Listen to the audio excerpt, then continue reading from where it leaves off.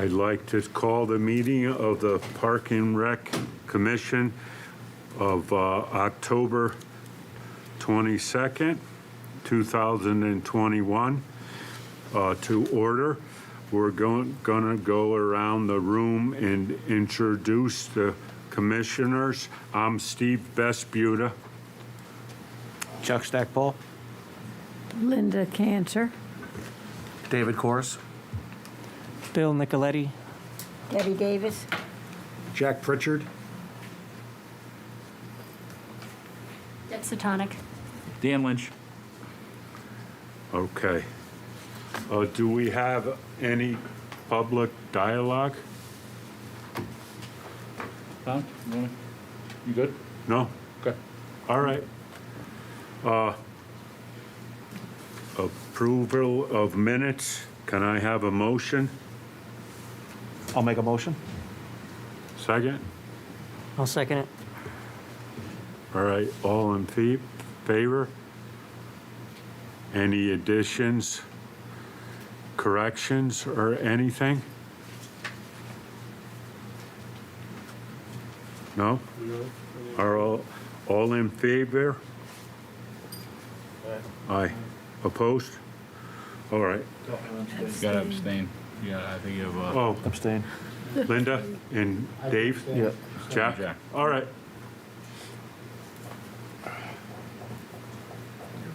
All right. Old business, Dan?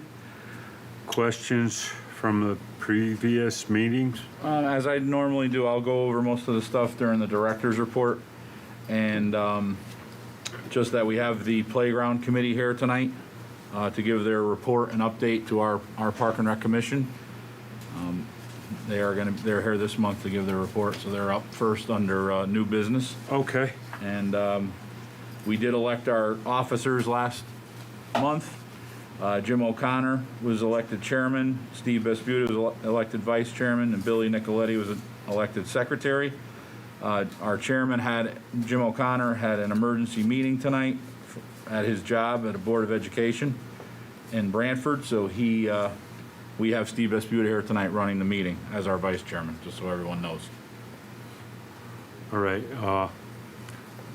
Who wants to come up from the committee? Travis? Yeah, we'll come up. All Come on right. up. So we're doing it a little low tech today with printouts, so bear with us. So just to give some of you a background that don't know about the project, the town applied for a small town economic assistance grant for about $300,000, which was awarded to the town. And with that money set aside and earmarked, the town created a 5-person committee of residents, which is myself, Travis Ewan, we have Blair Pierce, we have Lynn Plaskowitz, and Charles Flynn. Marissa couldn't be here tonight, but we're parents, we're grandparents, so we care about the town and want to create a destination playground. Currently, there is no playground that's open during the course of the day, during the school year. They're all a part of schools within our town, so it limits families with young children and so forth. So we're really looking to create a place that is dedicated to play. Through this process, we've engaged with residents. We've heard their feedback through a public meeting. And basically, we've created more or less a master plan to work from. This plan that we've developed is, well, let me get to the location. So in case you don't know, it's at Fred Wolfe Park, and the entrance today is on Old Hollow Road. I've included some site photographs from when the road clearing was done. When you first enter from Hollow Road entrance, the playground would be effectively on your right. And what we're thinking of is creating kind of this hub of play where we have all walks of life, from grandparents to parents to children, that can come here, people of all different abilities. So we're creating a universally accessible playground. And in kind of the way that this works as far as being a hub is we have a ring around. So if parents want to get out and walk and not just sit on a bench and and wait for their kids to finish playing. So it's really it's multi-use. Kids can come here to learn how to ride a bike. So we see it as a multi-step thing, not only just for playground type activities. Within the overall plan that you're seeing, we included 2 options of possible parking. The parking's not in our scope, but we thought it was just worth showing you all at possible different configurations. Future pickleball courts are coming. It's once this playground location is set, then all that other planning done by others can start to happen. So the playground itself is about 0.65 acres, so you're looking at like a 185-foot ring, so it's plenty of space. It'll be a very large playground, and there's room to grow within it. So if you turn to the page with the various play structures, that represents the equipment that we're looking to locate within the playground. And kind of the main element, which is a small picture here, but it's called the Extreme Generation, and it's a really large, iconic piece of playground equipment that we just don't have in town or even in the nearby towns.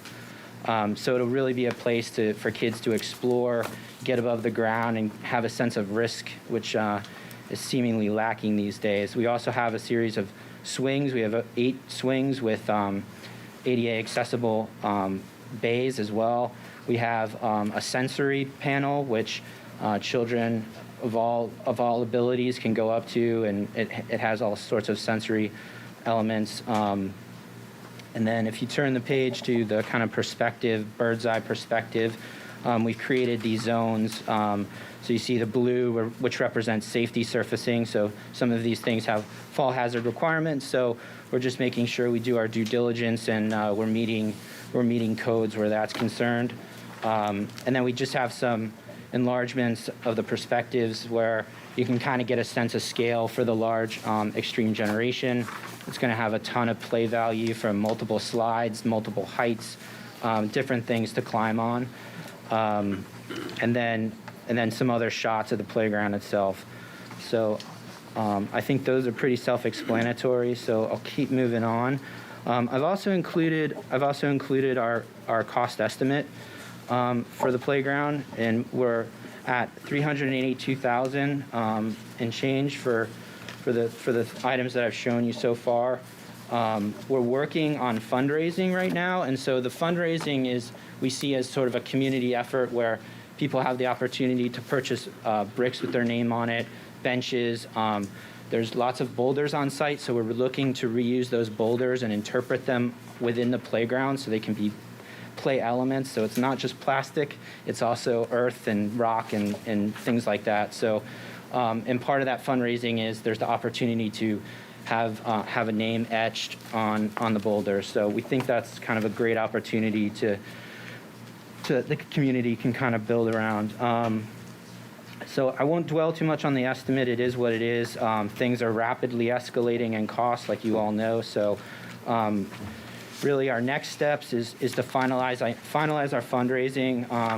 Lynn and our team have been doing a great job in reaching out and finding funds. If you all are willing to donate, we would really appreciate it as well. I've included the website in here that takes donations, but we're looking to finalize that fundraising, purchase the equipment, and then start doing the site preparation work that's needed. The town will have to figure out the parking and the layout of the roadways, but that's really it. And then it's time to install it. So I'll pretty much leave you with that. If there's any questions, I'd be happy to take any of your questions. Any questions, guys? Yeah, I had a question. Sure. You talk about a master plan in here somewhere, I saw? You create a master plan to not inhibit future growth? That's right. Is that just for the park area? That's just for the playground, The playground really. area. Yeah. Okay. Yeah. So to create So knowing that we can expand the playground over time and we're not limiting it by putting it in a location that would prohibit that, so. So the plan is for this area here you're talking about? That's right. What you see kind of ringed in, what I'm showing in this image is there would be a decorative split rail fence that wraps the kind of vehicular area, and then a chain link fence which encircles the playground.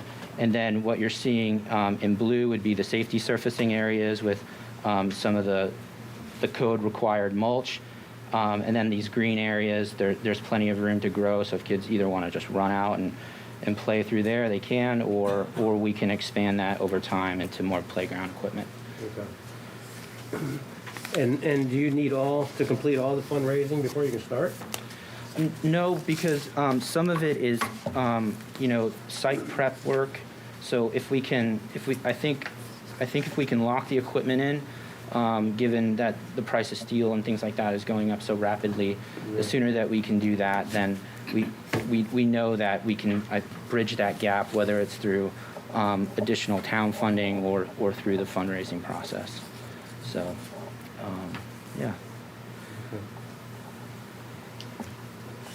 Has the supply, the contractor, the supplier going to be already been made, choice have been made, and like how do we ensure like up to code and all? What's the Yeah, can you so walk us we're through the working process of with development? that's a good question. We're working with Creative Playgrounds, and they've done many playgrounds throughout the state. They're registered with the state of Connecticut, so we get like an $80,000 discount. So Miracle is the playground manufacturer. Creative is a representative and a designer of playgrounds. So they ensure that we have the right safety surfacing, depending on what the fall heights are, that there's the right fall zone, so there's not something in the way. So they've been assisting us with all of that planning, and since it's a state contract that they have, it makes the acquisition portion of getting the equipment a lot easier. So it doesn't have to go out for public bid, since they are state approved. Nice job, Travis. Yeah, Thanks. Yeah, a lot of great work by our team. yeah. Yeah, thank you guys for You have all a your question? work. I have a question. Okay, Linda? Maybe, can you hear me with that? Yeah. Yeah, Yes. we can hear you. I began by, in the brief moment, the first time I've seen this, looking at the benches and the tables and the things that you've been noting at the end that you're raising money for. Mhm. And then I realized that in the entire presentation, you haven't mentioned water.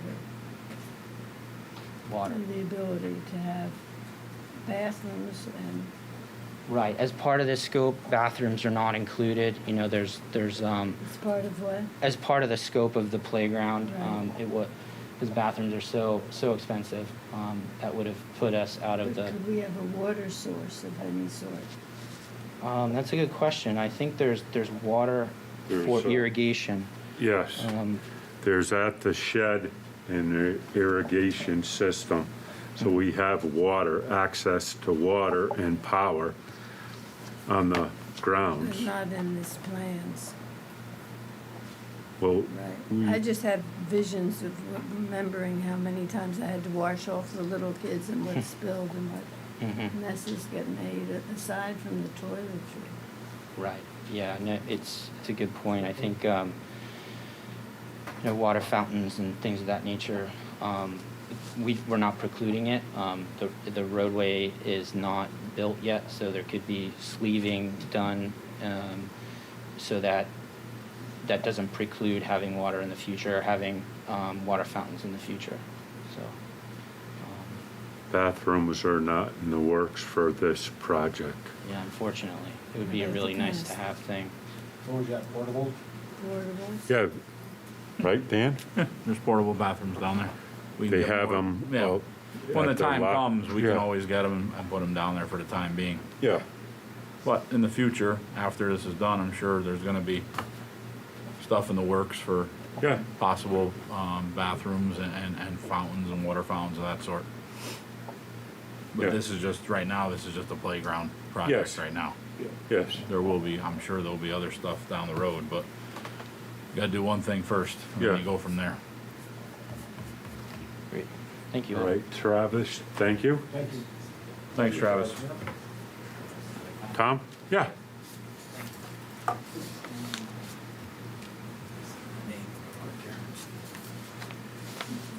Tom Paisano, 523 Fairway Road in Orange. Boy, I tell you, this playground looks fantastic, and we need it. For those of you that don't attend what we do on Sunday soccer behind Mariel Tracy, everybody that plays there recedes to the playground. I wish I had a picture last Sunday. Had to be 100 kids on the playground that's there. So the need is there. I have a thought, and we're going to not discuss it tonight, but I have some thoughts for Fred Wolfe Park. And it really is a venue that has been at Mariel Tracy for 36 years. We had a wooden playground there. We've got baseball fields. We got soccer fields. It would be a dream to take that same venue and duplicate it at Fred Wolfe Park. Okay, and the reason being, you have the land, you have the place. We will discuss later about the possibility of not using Mariel Tracy's softball field and soccer fields. That I'm understanding is an imminent eviction that I'm going to eventually be served with. And if that's the case, we will have another dream. I will present that, not at this meeting, but we did have a master plan at Fred Wolfe Park. We have tons of acres. We had a phase 6 playground area along with soccer fields, and that's the plan that will take place sooner or later at Fred Wolfe Park. So I'm just saying we need a playground like this. I did go through, as many of you did, I'm sure, visited the beautiful playground that Woodbridge built at Pease Road. Interesting enough, they had the concept very similar to this, beautiful ideas. I can tell you that I did observe a child running from that playground, freewheeling into a parking lot. That's a concern of mine. I did go to Simsbury, which has a beautiful playground designed by the same people that are designing this playground with you. And whoever architecture did that one, did a beautiful job with bars for a fenced-in area for the little ones, not a chain link fence. Chain link fence, little kids want to climb. I see it, they climb my nets at Fred Wolfe. So just great ideas, but safety is something that I have unfortunately had to fight with the selectmen at Fred Wolfe Park. Safety and children running across venues are very important. So I want to see whatever you do. I'm offering a bigger venue. I'm offering literally 15 acres of land that we will be developing at what would be phase 6 of Fred Wolfe Park. My dream is to have soccer and lacrosse totally open up so that any of these children and siblings, because that's what happens at Mariel, the 6-year-olds playing, the 3-year-olds running on the playground. It's a beautiful marriage, and it started with the playground that we all built. It was called Our Kids Playground. It was all wood, and Mariel Tracy was still open. But every Sunday, you'll see it. I won't be there this Sunday for the first time in 36 years, but every Sunday you'll see that excitement from the little kids playing on the playground that's so much needed in this town. So thank you for doing that, and I'm really serious. I'm glad to help, and I'm looking for a donor for this playground. And certainly developing all of Fred Wolfe Park, entrances, exits, and the whole thing. It's a beautiful piece of land, and I just want it to be done as the people's choice. And I think this board is taking the first step, and I hope it continues to the complete development. Thank you.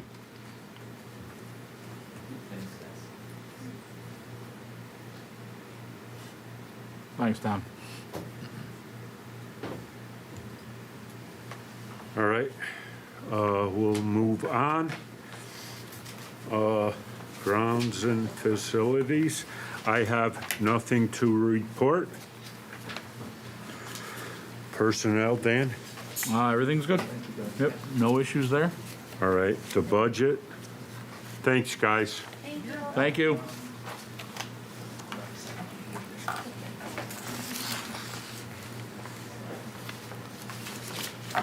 And the budget sheets are here, everyone. If anybody has any questions, it's pretty copacetic, same as last month.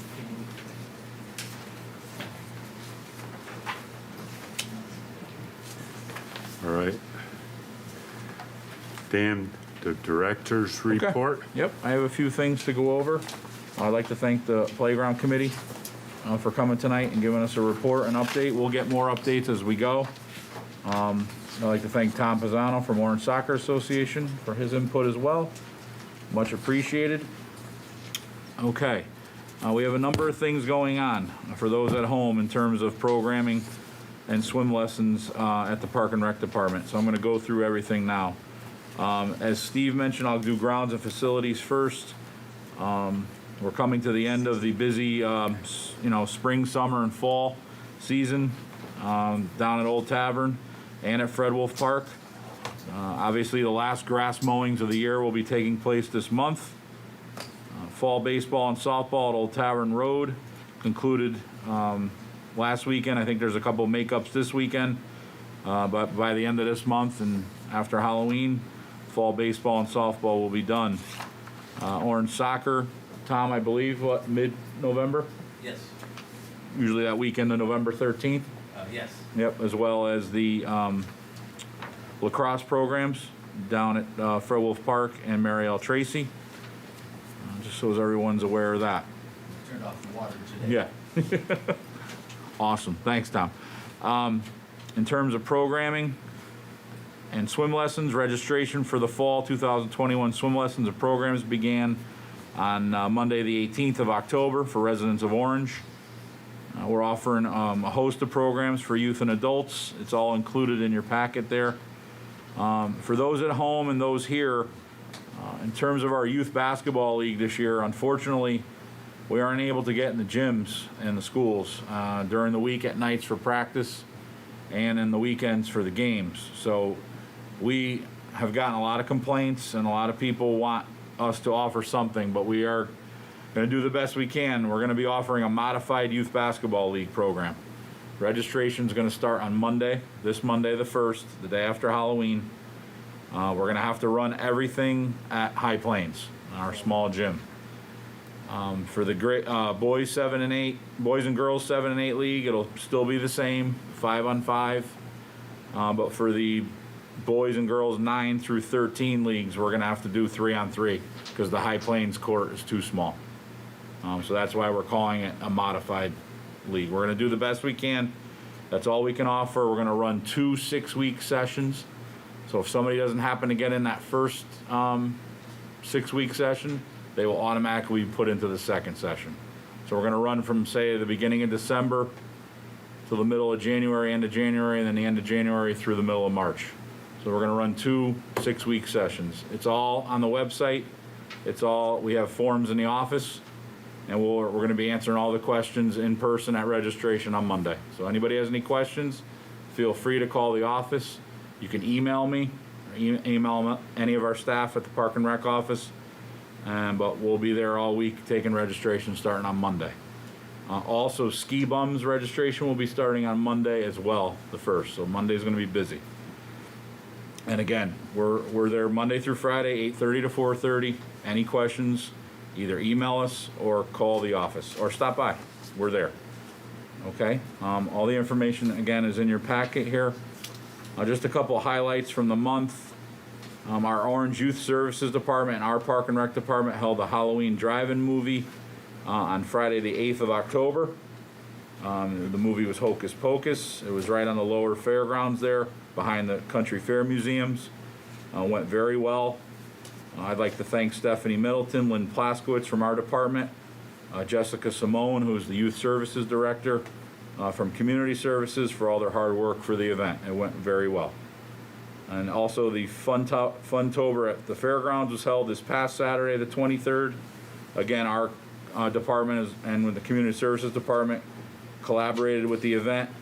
It went well. There was a trunk or treat, the hay rides, there was food, costume parade, and everything went well. So I'd like to thank everyone from my department and from the Community Services Department that was involved with that event. It was very well. Everything went well, and it's much appreciated. Good events for the town, good community events, and that's what we try to provide. All right, and I mentioned swim lessons, that started as well. The registration with our programming, those classes are already all full. We don't take as many kids as we normally do because of restrictions in the pool and instructors, availability of instructors. But that, like I said, that started the same day we started the fall registration on the 18th, and those classes are already all full. Anybody have any questions? Oh, also, one last thing, if anybody doesn't have any questions. I had a question. Sure, Chuck. Yeah. So these events that you have for the Funtober and the movie, Yeah. do people register for that, or do they just show up? They had a call, if they were gonna have a car for the trunk or treat, they had a call in the office just so we had a list of how many. And then the movie, yes, they registered. Okay. Yeah, we knew, we had about Yeah, 56 it's cars. a big crowd, yeah, Yeah. big cars. That's Pretty good. So you probably have a limit on the cars, right? Yeah, we limited to, I think it was 60. Okay, We good. had a limit of Well, 60, almost so sold out. it was good.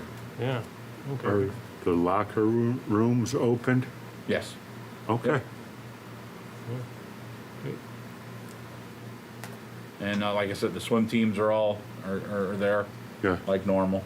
Yeah. ARAC is using it, and it's a busy place. It's slowly getting back to what it was. It's going to take some time, but it's getting back to what it was, and it's good to see that the traffic is back in High Plains, so outside and inside. So That's good. it is good. It's much needed, and it's nice to see.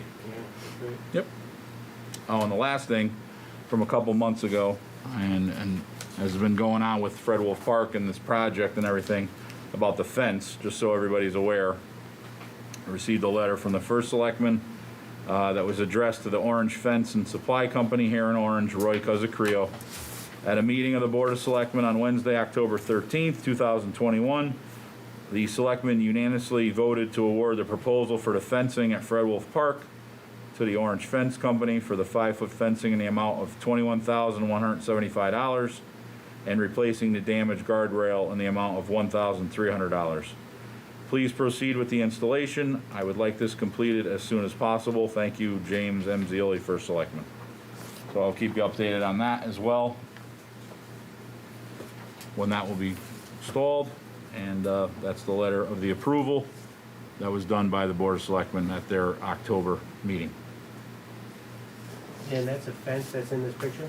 No, No, that's a different fence. No, it's a the different, yeah. fence along the roadway, On the other side. yes, Yeah, yes, just to protect that from that. That field we there that we approved. talked about a Yeah. couple months ago.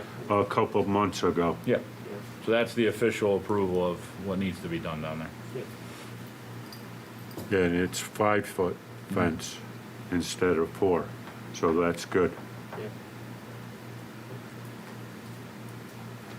Anybody doesn't have any questions, that's the report.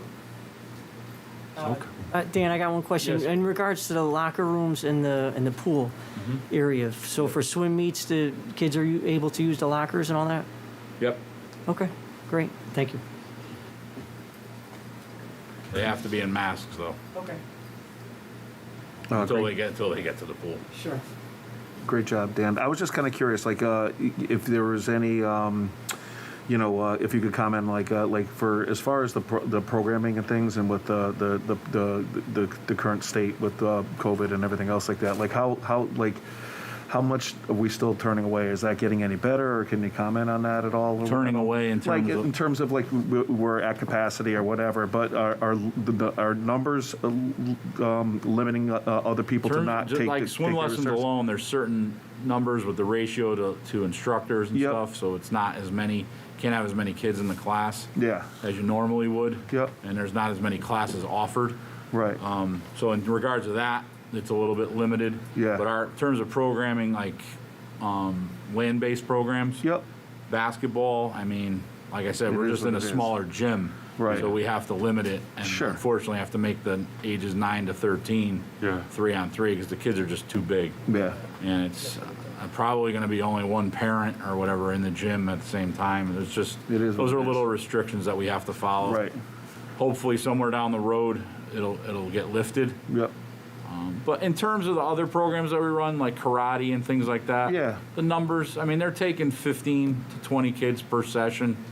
I mean, back before COVID started, I'd say there was maybe 25 to 30 kids in the class. Okay. But we have the gym is decent size for Sure. programming like that. The brand new classrooms down there, the rooms are much bigger. Yeah. There's much more space.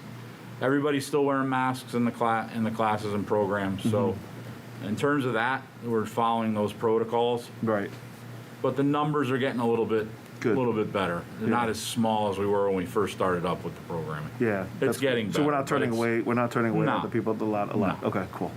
And That's like awesome. ski bums, last year we had the 2 buses, but that was, the busing had the rules. You can only have one Right. child in each In seat. each seat, right. That's changed this year.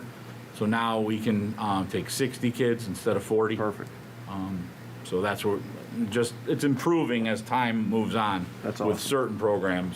But yes, we are still following protocols. Yes, we are still staying distant.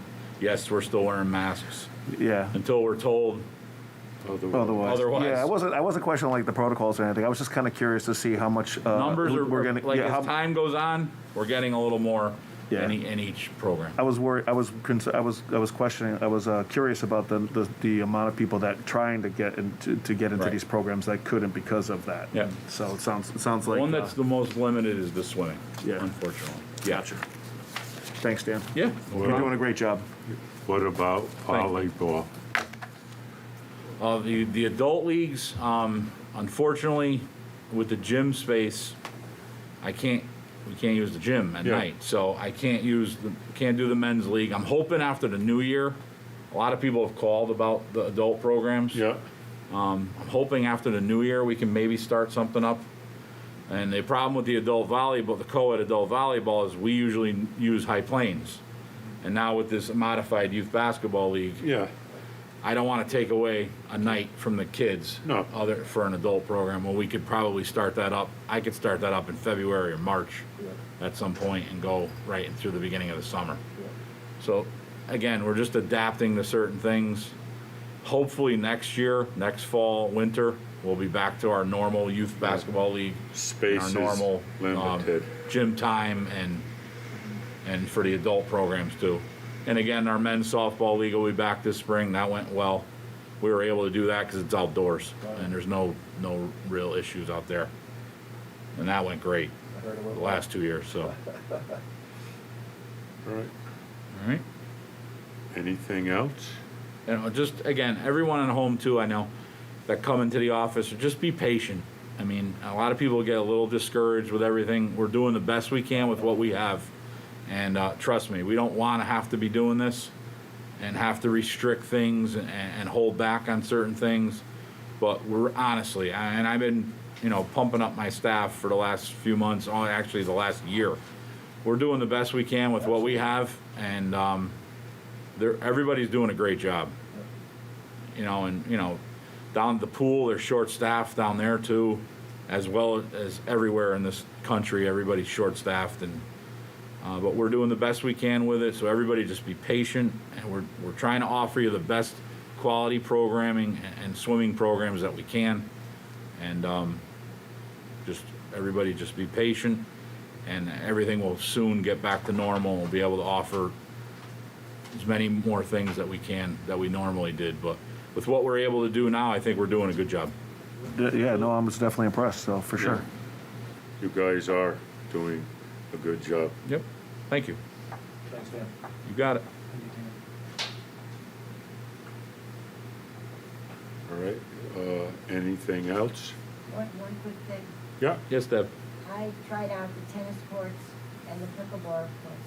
They're fantastic. That's nice. They're fantastic.